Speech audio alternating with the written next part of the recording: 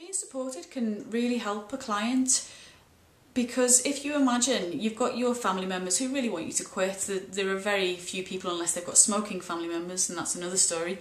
There are few people whose families aren't behind them, and you know, the families are rooting for them, especially when there are kids involved. And what often happens with a smoker is that they will go through the process of quitting, and they'll get to about the week, 10 days mark, and kind of everybody who was around them that wanted them to quit and was asking them to quit and nagging them to quit even, has now suddenly decided that, oh, they've done it, great, I can leave them alone now, no more congratulating required, no more talking about it required, it's all done and dusted, see, I told you it was easy.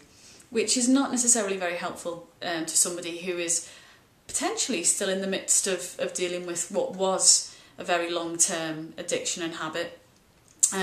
And now in the course of a week or so, everyone's lost interest and think they've somehow just achieved it and it's all magic and it's all done. The reason support is therefore so important, and structured support, and support from people who know what they're talking about, and support perhaps from peers who are going through it as well.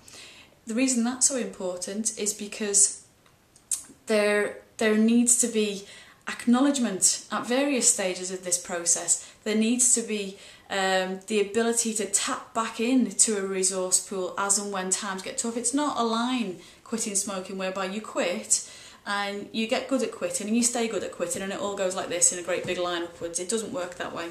Sometimes somebody will quit and they'll come week 3 maybe just dip it down again, and it gets difficult again. So the support, and particularly long-term support or access to long-term support, is required for those times when it gets a bit tricky. You know, it's not linear. So when it dips down a bit, you want somebody who's going to be able to boost you up. You don't want your husband or wife saying, "Oh, just get over it, you'll be fine." You need the structured support from people who really understand why this is happening to you and what you're going through.